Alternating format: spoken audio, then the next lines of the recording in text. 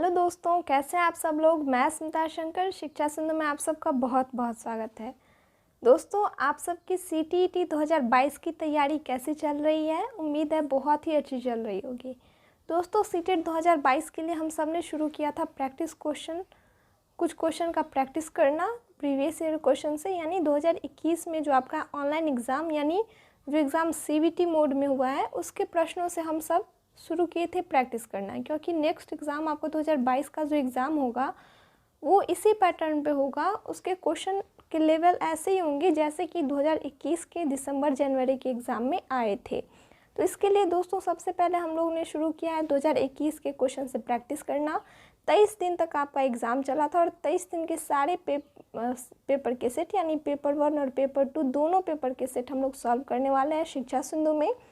तो अगर 2022 की बेहतरीन तैयारी के लिए अगर आप अभी तक शिक्षा सिंधु के साथ नहीं जुड़े हैं तो चैनल को जल्दी से सब्सक्राइब कर लीजिएगा, क्योंकि मैं आप सबके लिए यहाँ पे ले आई हूँ सभी दिनों यानी 23 दिनों के सारे क्वेश्चन, और वो भी सही आंसर। मैं सही आंसर दोस्तों इसलिए बोल रही हूँ क्योंकि यहाँ पे जो आंसर मैं बताऊँगी वो अपने मन से नहीं बताऊँगी, बल्कि ऑफिशियली जो आंसर की जारी किया गया था उसके अनुसार मैं आपको बताऊँगी। साथ ही साथ हर एक क्वेश्चन डिटेल में समझाऊँगी भी। तो चैनल को उसके साथ जुड़े रहें, वीडियो को पूरा देखें। आज हम लोग सॉल्व करेंगे 21 दिसंबर को जो एग्ज़ाम हुआ था उसके EVS के पेपर को।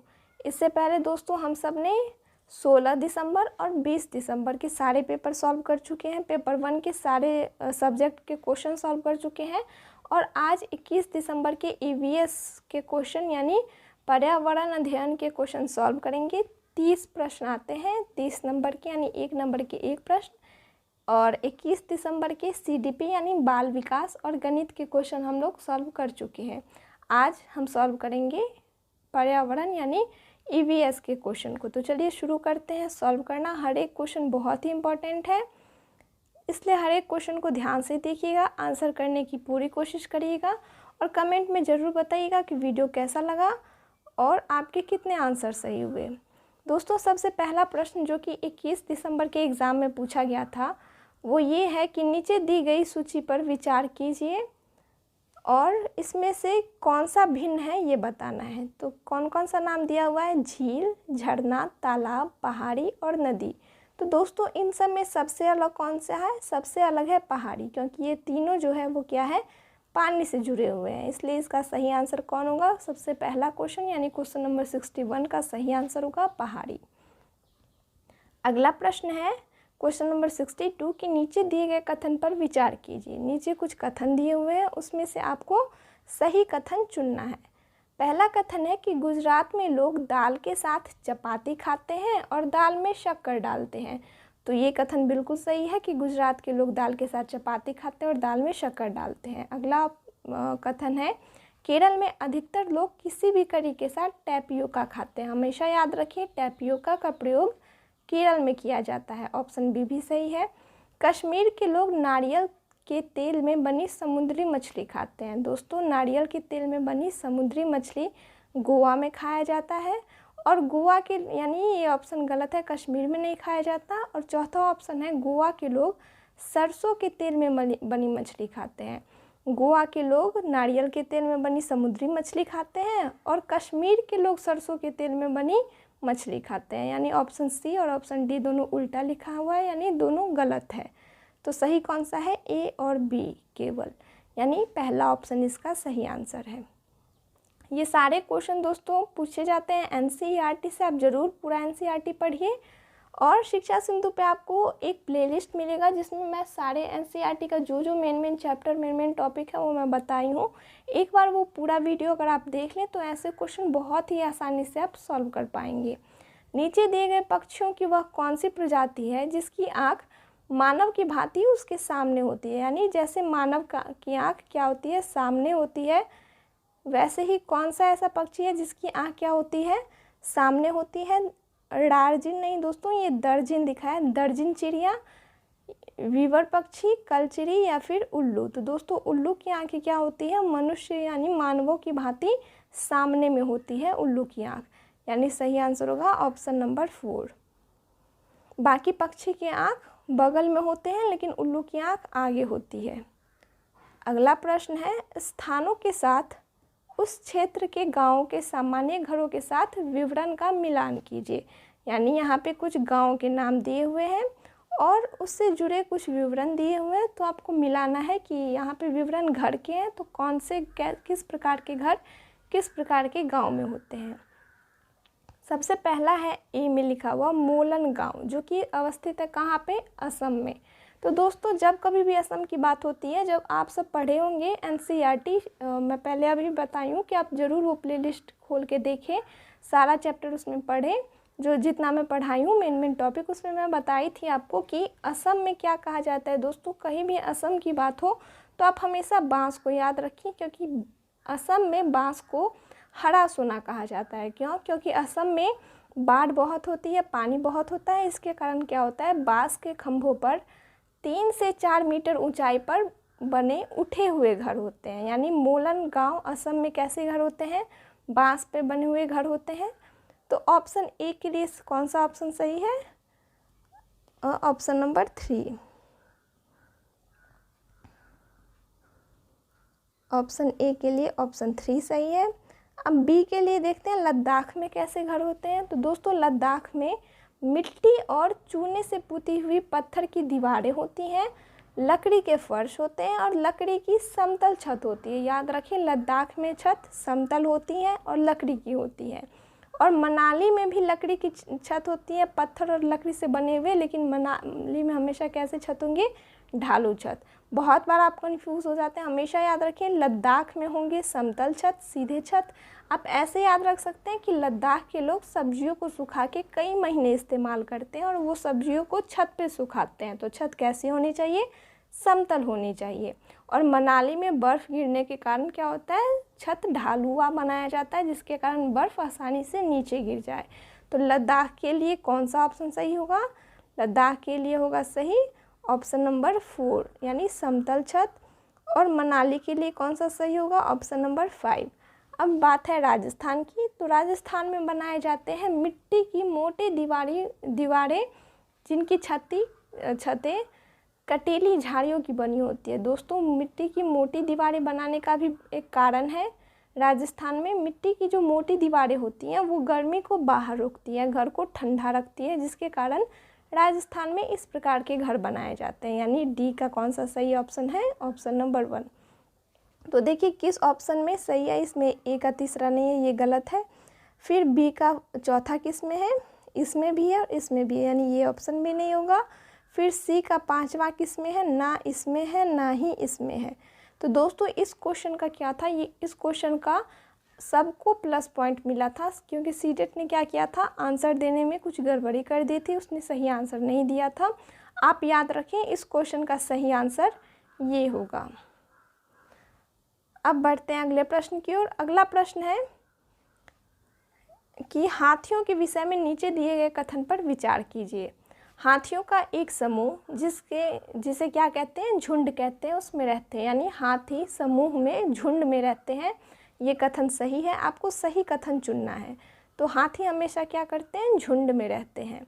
हाथियों के झुंड में केवल हथनियाँ और बच्चे ही रहते हैं। दोस्तों ये भी सही है, हाथियों के झुंड में हमेशा हथनियाँ ही रहेंगी और बच्चे ही रहेंगे। नर हाथी जो होता है वो जब बच्चा रहता है उसे जब वो थोड़ा बड़ा होता है तो फिर वो अलग हो जाता है झुंड से। अगला ऑप्शन है हाथियों के झुंड में कितनी भी हथनियाँ अपने बच्चों के साथ रह सकती है। दोस्तों ये ऑप्शन सही नहीं है, हाथी के झुंड में 10 से 12 हथनियाँ ही रहती हैं अपने बच्चों के साथ। अगला है हाथी 4 से 5 वर्ष की आयु होने तक ही झुंड में रहते हैं, इसके पश्चात वह अपना झुंड छोड़कर हाथियों के झुंड में सम्मिलित हो जाते हैं। तो दोस्तों हाथियों का क्या अपना कोई अलग से झुंड होता है, हाथियों का कोई झुंड नहीं होता। यानी हथनियाँ ही हमेशा बच्चों के साथ झुंड में रहती है, हाथी अलग अलग रहते हैं, वो झुंड में एक साथ नहीं रहते। यानी ऑप्शन डी भी गलत है। तो बस ऑप्शन ए और ऑप्शन बी केवल सही है। अगला प्रश्न है क्वेश्चन नंबर 69 कि कोई व्यक्ति है वो 29 सितंबर 2019 को एक एक्सप्रेस ट्रेन में सूरत यानी गुजरात से नागरकोइल जो कि केरल में है जाने के लिए बैठा। यह ट्रेन सूरत से 20:45 पर चली हाँ, ध्यान रखें जब कभी भी कहीं जाने की बात हो, ट्रेन की बात हो, स्टेशन की बात हो, तो वहाँ पे 24 घंटे वाली घड़ी का इस्तेमाल किया जाता है। हमारे घर में अक्सर 12 घंटे की घड़ी होती है, हम 12 घंटे की घड़ी का इस्तेमाल करते हैं, लेकिन यहाँ पे 24 घंटे वाली घड़ी का इस्तेमाल किया जाता है। आगे है, अक्टूबर 2019 को 12:45 बजे नागरकोइल पहुँच चुकी। यदि सूरत से नागरकोइल के बीच ट्रेन मार्ग की दूरी 2200 किलोमीटर है तो इस यात्रा में ट्रेन की औसत चाल कितनी थी।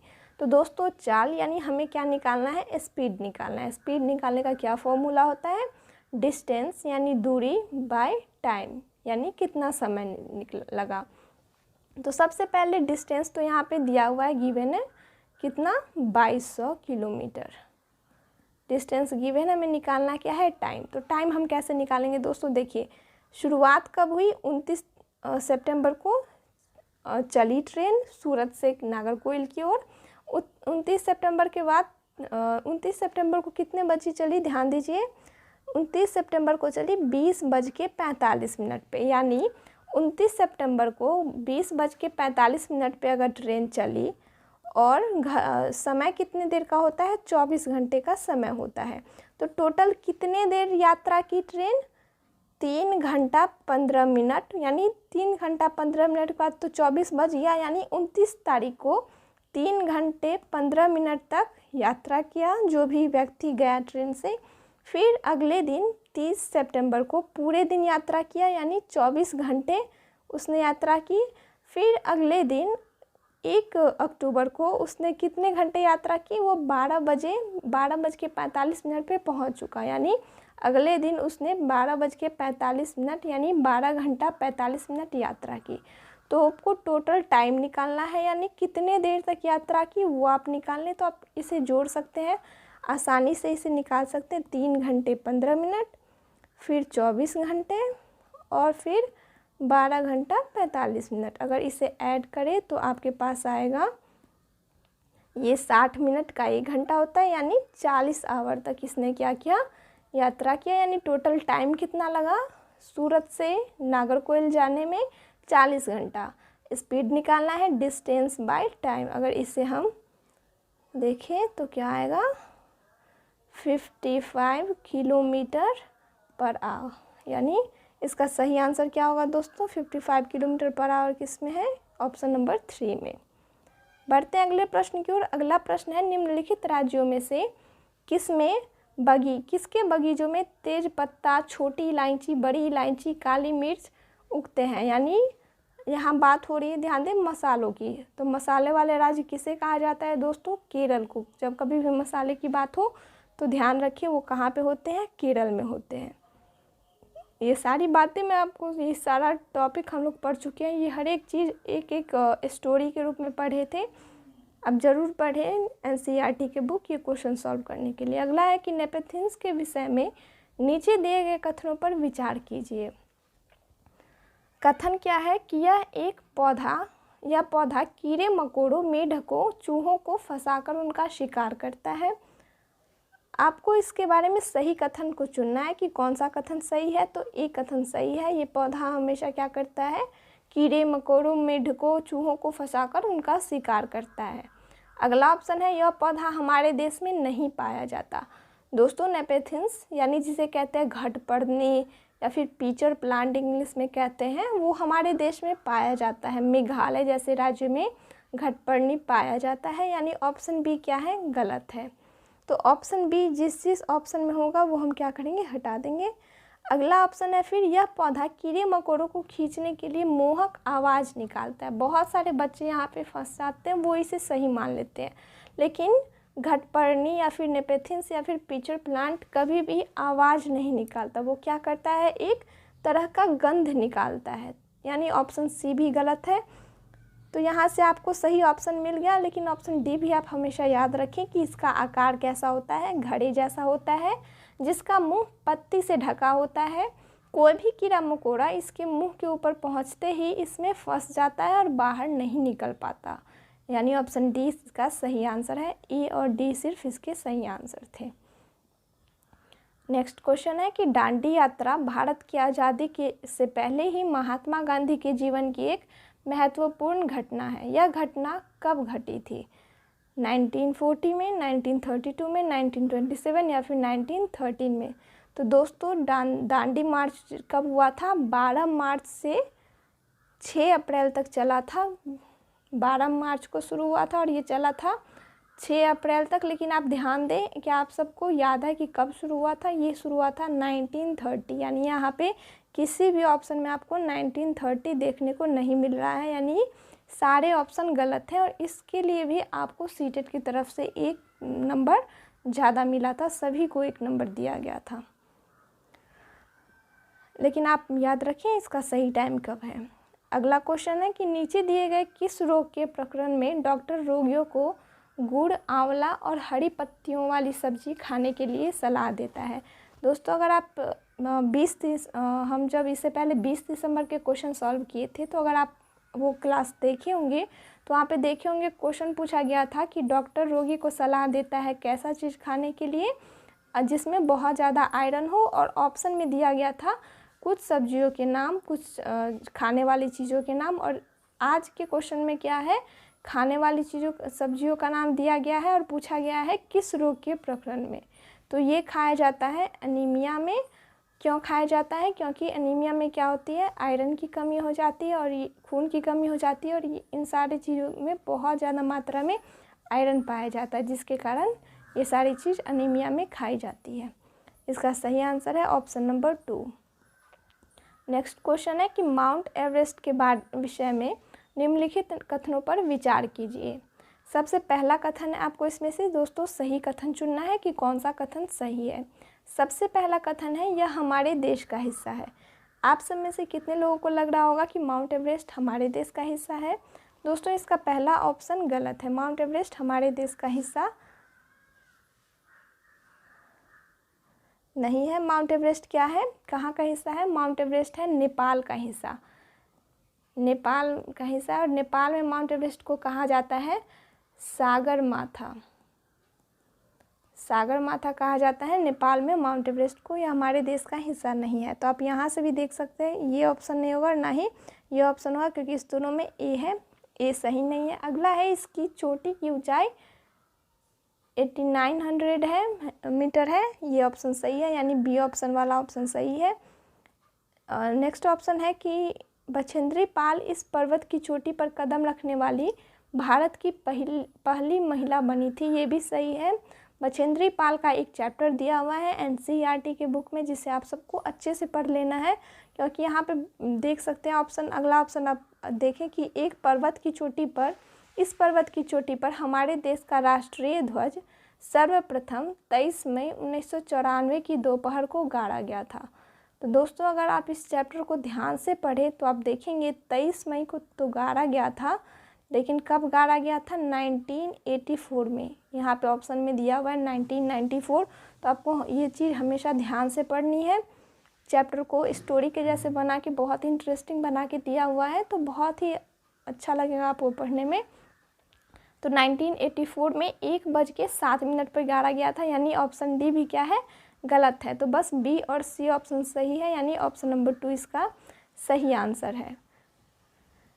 नेक्स्ट क्वेश्चन है क्वेश्चन नंबर 72 कि एक डॉक्टर का घर है, वो कहाँ है? एक्स पर स्थित है।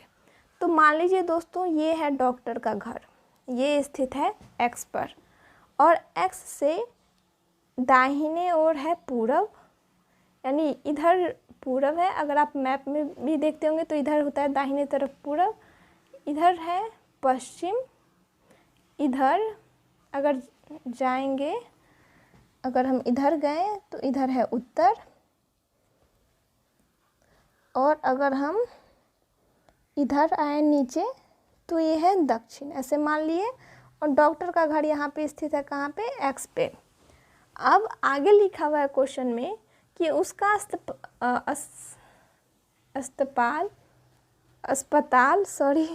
उसका अस्पताल वाई पर स्थित है।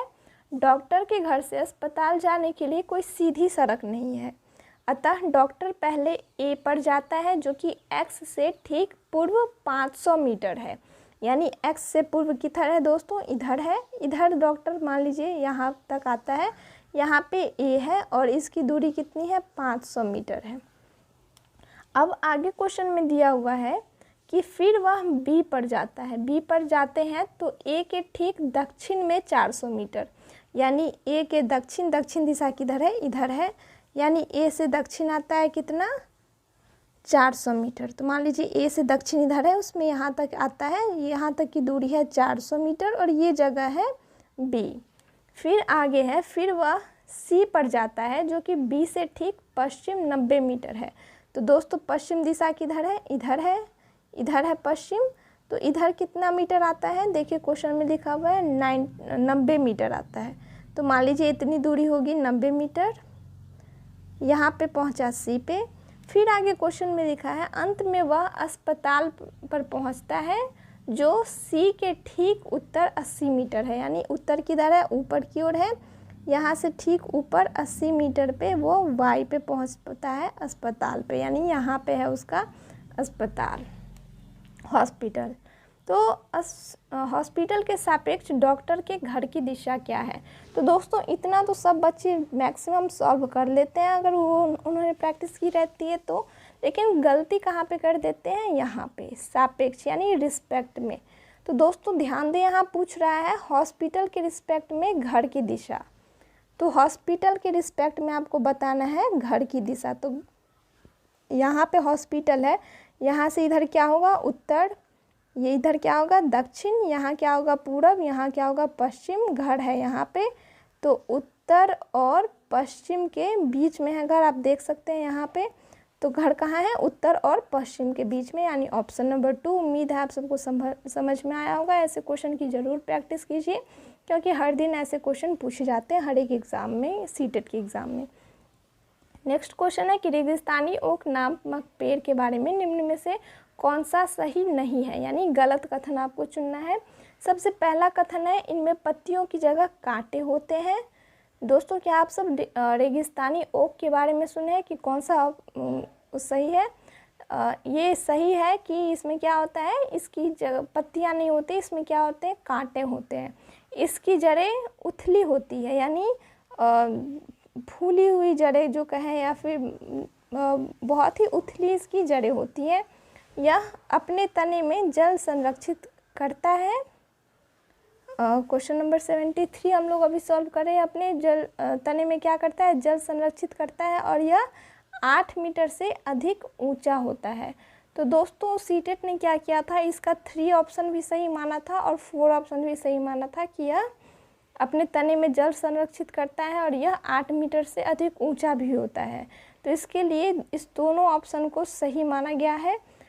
तो आप इस दोनों को याद रखिए, ये दोनों सही है। अगले एग्ज़ाम में इस दोनों वाले को दिया गया था, सही नंबर दिया गया था, तो आप याद रखिए दोनों ऑप्शन सही हो सकता है। अगला क्वेश्चन है कि कुडुख कहाँ के लोगों की भाषा है। तो कुडुख बोली जाती है दोस्तों झारखंड में। झारखंड की भी एक कहानी एनसीईआरटी में दी हुई है और उसी में एक लाइन लिखा हुआ है कि यह झारखंड के लोग कुडुख भाषा बोलते हैं। अगला है गुजरात के निकटवर्ती राज्य चुने। तो आपको दोस्तों भारत के मैप का भी हमेशा एक याद रखना चाहिए, याद रखना होगा कि भारत का मैप कैसा और यहाँ पे राज्यों की स्थिति कैसी है। तो दोस्तों मान लीजिए मैं ठीक से बना तो नहीं पाई हूँ, ये है भारत का मैप। इसमें क्या है, यहाँ पे क्या स्थित है, गुजरात स्थित है। गुजरात के निकटवर्ती राज्य पूछे हैं तो आप हमेशा याद रखिए गुजरात के ऊपर कौन सा राज्य है, यहाँ पे कौन सा राज्य है, राजस्थान। फिर राजस्थान के बाद यहाँ राजस्थान, उसके बाद यहाँ पे क्या कौन सा राज्य स्थित है, बीच में भारत के मध्य प्रदेश, और इसके नीचे कौन सा राज्य है, महाराष्ट्र। आपको याद रखना पड़ेगा कि कौन सा राज्य कहाँ पे स्थित है, किसके अगल बगल में कौन सा राज्य, यानी इसका सही आंसर क्या होगा, ऑप्शन नंबर 4 महाराष्ट्र, मध्य प्रदेश और राजस्थान। कर्नाटक ना ही कर्नाटक है गुजरात के बगल में, ना ही हरियाणा है और ना ही छत्तीसगढ़ है। बढ़ते हैं अगले प्रश्न की ओर। क्वेश्चन नंबर 76 है कि निम्नलिखित में से क्या प्राथमिक स्तर पर पर्यावरण अध्ययन शिक्षण का उद्देश्य है। पहला है अब यहाँ से पर्यावरण के पेडागोजी के क्वेश्चन शुरू होते हैं। लेकिन ये पेडागोजी के क्वेश्चन भी दोस्तों बहुत ही ज़्यादा एनसीईआरटी बुक से पूछे गए हैं। कैसे, वो जब आप आगे क्वेश्चन देखेंगे तो आपको खुद पता चलेगा। पहला क्वेश्चन है कि निम्नलिखित में से क्या प्राथमिक स्तर पर पर्यावरण अध्ययन शिक्षण का उद्देश्य है। पहला है पर्यावरण मुद्दों पर जागरूकता विकसित करना। दोस्तों ये बहुत ही बड़ा उद्देश्य है पर्यावरण शिक्षण का। संख्यात्मक कौशल का विकास करना, ये तो गणित के द्वारा भी हो सकता है, पर्यावरण में भी होगा, लेकिन इसका मेन किस चीज़ के द्वारा होता है, गणित के द्वारा। बच्चों में सिर्फ सत्यात्मक कौशल का या फिर बच्चों को सिर्फ विशेषज्ञ अध्ययन के लिए तैयार करना, ये सब इसका मेन उद्देश्य नहीं है। ऑप्शन नंबर 1 इसका सही आंसर है। अगला क्वेश्चन है कि कक्षा 5 का पाठ किसानों की कहानी बीज की जुबानी शुरू होती है मुख्य प्रश्न के द्वारा। प्रश्न क्या था कि जैसे जो भोजन हम खाते हैं उनको कौन पैदा करता है। तो मुख्य प्रश्न जो था सबसे पहले कहानी में, तो उसके लिए आपको चुनना है कि क्यों था, बच्चों की सोच को नई दिशा में लेकर जाने के लिए था, या फिर ये था, ये बिल्कुल सही है। इस क्वेश्चन से क्या होगा, बच्चों की सोच एक नई दिशा में जाएगी। बच्चे पहले सोचेंगे इस क्वेश्चन के बारे में, फिर कहानी पढ़ना शुरू करेंगे, जानना शुरू करेंगे, सोचना शुरू करेंगे। यानी ऑप्शन 1 इसका सही होगा कि नई दिशा में लेके जाएगी। फिर अगला ऑप्शन है बच्चों में सीखने की प्रक्रिया में सहायता करती है। तो बच्चों को हमेशा ये पहले प्रश्न करना फिर उसका आंसर ढूंढना, ये हमेशा सीखने की प्रक्रिया में सहायता करती है। बच्चों के स्मरण आधारित कौशल में विकास करती है। यानी मेमोराइजेशन की बात हो रही है, स्मरण शक्ति की बात हो रही है, तो ऐसी बात बिल्कुल नहीं होती। और ना ही शिक्षकों को कक्षा में अनुशासन बनाए रखने में ये चैप्टर से पहले प्रश्न पूछना सहायता करती है। यानी ए और बी इसके सही आंसर होंगे क्वेश्चन नंबर 77 के। नेक्स्ट क्वेश्चन है क्वेश्चन नंबर 78।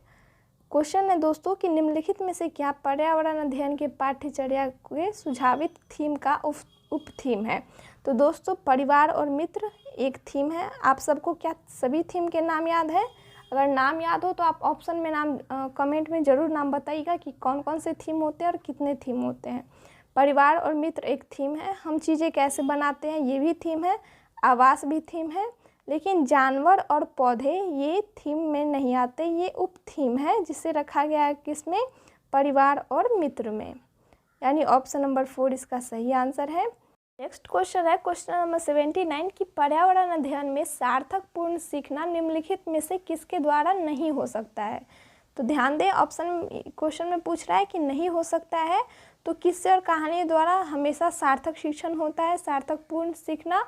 बच्चों को अपने पर्यावरण में खोजने का अवसर देना, ये भी एक सार्थकपूर्ण शिक्षण का हिस्सा है।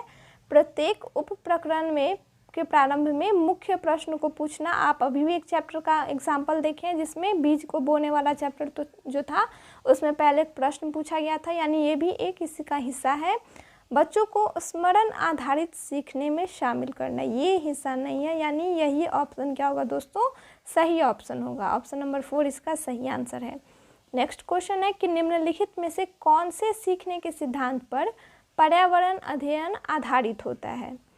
तो पर्यावरण अध्ययन दोस्तों आधारित होता है मूर्त से अमूर्त की ओर। मूर्त से अमूर्त क्या होता है ये समझ लें। मूर्त से अमूर्त होता है कि पहले बच्चों को कुछ मूर्त चीज़ें दिखाएंगे, जैसे बच्चों को दिखलाएंगे कि ये पेड़ है, किसी पेड़ का चित्र दिखाएंगे, या फिर किसी पेड़ के पास बच्चों को ले जाएंगे कि बच्चों देखो ये क्या है, एक पेड़ है। फिर बच्चों को पेड़ के बारे में बताएंगे कि इसके पत्ते हरे क्यों होते हैं, पहले दिखाएंगे पत्ता कि देखो ये जो रंग है ये हरा है, किसी पेड़ के पत्ते का रंग लाल है। ऐसे मतलब बच्चों को पहले मूर्त रूप से चीज़ों को बताएंगे, दिखाएंगे, फिर उस अमूर्त रूप से उसके गुण दोष आदि बताएंगे। यानी ये किस पे आधारित होता है, मूर्त से अमूर्त की ओर। अगला क्वेश्चन है कि निम्नलिखित में से कौन पर्यावरण अध्ययन गुण का गुण नहीं है। यानी इसमें भी गलत आपको चूज करना है। तो यह एक एकीकृत विषय है, ये एक इंटीग्रेटेड विषय है, यानी ये एक ऐसा विषय है जिसमें बहुत सारी विषयों को शामिल किया गया है। तो सभी विषय ऐसे होते हैं, ये इसका एक गुण है। यह संदर्भित है यानी कॉन्टेक्सुअल है, ये भी सही है। यह चाइल्ड सेंटर्ड है, ये भी सही है। लेकिन यह एक विषय क्षेत्र है यानी सिंगल सब्जेक्टेड एरिया है, ये गलत है। ये एक विषय क्षेत्र नहीं है, ये पर्यावरण अध्ययन का गुण नहीं है। यानी ऑप्शन 4 इसका सही आंसर होगा। नेक्स्ट क्वेश्चन है क्वेश्चन नंबर 82 कि भोजन किस प्रकार से खराब होता है। इससे संबंधित प्रयोग के संचालन में एक पर्यावरण अध्ययन का शिक्षक बच्चों की सहायता करता है। निम्नलिखित में से क्या इस प्रयोग में प्रक्रिया आधारित सीखने का उद्देश्य नहीं होगा, यानी इसमें भी आपको गलत ऑप्शन जो होगा वो चूज करना है। 4 ऑप्शन में से एक सही होगा और बाकी जो होंगे वो गलत होंगे, सॉरी एक गलत होगा, बाकी 3 सही होगा। पहला है अवलोकन और सूचना दर्ज करना, ये सही है, ये एक उद्देश्य होता है। विश्लेषण करना भी इसका उद्देश्य होता है। प्रयोग करना भी उद्देश्य होता है, लेकिन स्मरण करना इसका कोई उद्देश्य नहीं होता है, यानी ऑप्शन 4 इसके सही आंसर है। क्वेश्चन नंबर 83 है कि निम्नलिखित में से क्या पर्यावरण अध्ययन में बच्चों के लिए ज्ञान की रचना के लिए प्रभावशाली संसाधन नहीं है। इसमें भी ध्यान दें, आपको गलत वाला ऑप्शन आपको चूज करना है। तो वास्तविक जीवन की घटनाएं, ये सही है। समुदाय सदस्य, कक्षा की 4 दीवारी, ये गलत है दोस्तों। और बच्चों का स्थानीय संसाधन का उपयोग, ये भी होना चाहिए, यानी केवल ऑप्शन सी इसके गलत आंसर है, यानी संसाधन नहीं है। अगला क्वेश्चन नंबर 84 है कि निम्नलिखित में से कौन सी युक्ति या युक्तियों के प्रयोग द्वारा कक्षा 5 के उपविषय बोलती इमारतें एक पर्यावरण अध्ययन के शिक्षक के लिए अर्थपूर्ण तरीके से संपादित की जा सकती है। तो मानचित्र और चित्र, इसका प्रयोग किया जा सकता है पढ़ाने में। बोलती इमारतें, इसमें कौन सा ऑप्शन सही है दोस्तों? अगर आप फिर से बता रही हूँ, फिर से आप NCERT के कक्षा 5 के EVS के बुक पढ़ेंगे, उसमें आप बोलती इमारतें चैप्टर पढ़ेंगे, तब आपको पता चलेगा कि वहाँ पे किस चीज़ की बात हो रही है। तो वहाँ पे ज़रूरत पड़ेगी मानचित्र और चित्र की भी। व्याख्यान और चर्चा, यानी बस बच्चों के साथ अगर बच्चों को लेक्चर दिया जाए और डिस्कशन किया जाए, ये काफ़ी नहीं है, यानी ये नहीं होना चाहिए। वैसे देखते हैं सही आंसर कौन सा होगा क्वेश्चन नंबर 84 का। सर्वे के संचालन उपरांत उस पर चर्चा करना, ये हो सकता है कि पहले सर्वे करें और उसके बाद बच्चों के साथ मिलकर चर्चा करें, ना कि लेक्चर दें और उस पर चर्चा करें। बच्चों को नारे लिखने के लिए कहना, बच्चों को बस कह देना कि इस चीज़ पे नारे लिखो, ये कुछ खास नहीं लगा मुझे। यानी कौन सा ऑप्शन सही है? ए और सी, यानी इसका कौन सा सही होगा? ऑप्शन क्वेश्चन नंबर 84 का ऑप्शन नंबर 1 सही आंसर होगा। नेक्स्ट क्वेश्चन है क्वेश्चन नंबर 85 कि बच्चों के सीखने की प्रगति के वर्णन अभिलेख आधारित है किस चीज़ पे? मौखिक तकनीक, प्रोजेक्ट तकनीक पर, अवलोकन तरीक पर, या फिर अभिन्यास तकनीक पर। तो ये किस पे आधारित होते हैं? अवलोकन तकनीक पर। क्वेश्चन नंबर 86 है कि CCE के अनुसार पर्यावरण अध्ययन में 100 आकलन किससे संबंधित है? तो 100 आकलन दोस्तों संबंधित है किससे? सीखने के समान आकलन से, यानी learning as assessment as learning जिसे आप कहते हैं, या इंग्लिश में भी देख सकते हैं। सेल्फ असेसमेंट किस पे आधारित है? Assessment as learning. Next question number 87 है कि बच्चों के सीखने की प्रगति को आंकने के लिए शिक्षकों के द्वारा अक्सर पोर्टफोलियो का उपयोग किया जाता है। तो पोर्टफोलियो क्या है, ये यहाँ पे आपको पूछा जा रहा है। यहाँ पे 4 दिए हुए ऑप्शन, उसमें से सबसे करेक्ट पोर्टफोलियो के लिए जो है वो आपको चूज़ करना है। तो पोर्टफोलियो बच्चे की सीखने की प्रगति का एक संचयी अभिलेख है, ये सही है, यानी ऑप्शन ए जिस में होगा, जिस ऑप्शन में वो सही होगा, यानी ये दोनों नहीं होगा।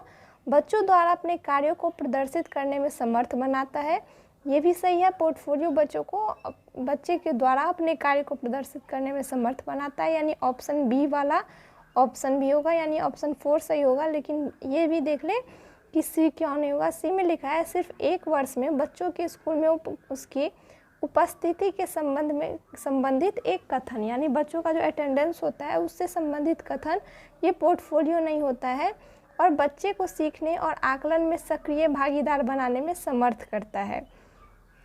यानी ऑप्शन डी भी इसका सही आंसर है कि यह क्या करता है? बच्चों को सीखने और आकलन में सक्रिय भागीदारी करने में समर्थ बनाता है। तो इसका सही आंसर है ऑप्शन नंबर 4, यानी ए, बी और डी तीनों सही हैं।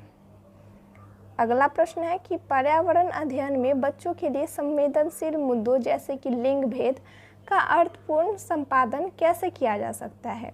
बच्चों के मध्य बातचीत का संचालन करके, अगर किसी भी चीज़ के बारे में बच्चों के साथ कुछ अर्थपूर्ण संपादन करना है तो ये सबसे बेस्ट तरीका है कि बच्चों के मध्य बातचीत का संचालन करना, सिर्फ लेक्चर देना या फिर यानी व्याख्यान का आयोजन करके ये नहीं किया जा सकता, ना ही लेक्चर के बाद चर्चा करके, क्योंकि लेक्चर जब कभी भी बच्चों को व्याख्यान दिया जाता है तो उस समय बच्चे एक्टिव नहीं रहते हैं, और ना ही प्रदर्शनी के आयोजन के द्वारा ये किया जा सकता है। इसका सही आंसर है ऑप्शन नंबर ए। अगला प्रश्न है कि निम्नलिखित में से कौन सा पर्यावरण अध्ययन में बच्चों के आकलन के लिए सबसे कम उपयुक्त है? बंद उत्तर वाले प्रश्न, मुक्त उत्तर वाले प्रश्न, विस्तारित प्रश्न या फिर सृजनात्मक प्रश्न। तो बंद उत्तर वाले प्रश्न सबसे कम उपयुक्त होते हैं, क्योंकि इसका सिर्फ हाँ या ना या फिर बस एक शब्द में ही आंसर होता है। तो इसमें बच्चे ज़्यादा सोच नहीं पाते, ना ही बच्चे सृजनात्मक रूप से सोच पाते हैं, ना ही किसी चीज़ के बारे में बहुत ही ज़्यादा सोच पाते हैं, यानी ऑप्शन 1 इसका सही आंसर है। और आज का सबसे अंतिम प्रश्न है कि निम्नलिखित में से क्या पर्यावरण अध्ययन में आकलन का संकेतक होना चाहिए? तो आप हमेशा याद रखें कि हमेशा कोऑपरेशन यानी सहयोग पर्यावरण अध्ययन में आकलन का संकेतक होना चाहिए। तो इसका सही आंसर होगा ऑप्शन नंबर 1। तो यहीं पे ख़त्म होते हैं आज के 30 प्रश्न। ज़रूर बताइएगा कि इसमें से कितने प्रश्न आपके सही हुए, कितने समझ में आए। अगर कुछ समझ में ना आया हो तो आप हमें कमेंट में ज़रूर बता सकते हैं। देखने के लिए बहुत बहुत धन्यवाद।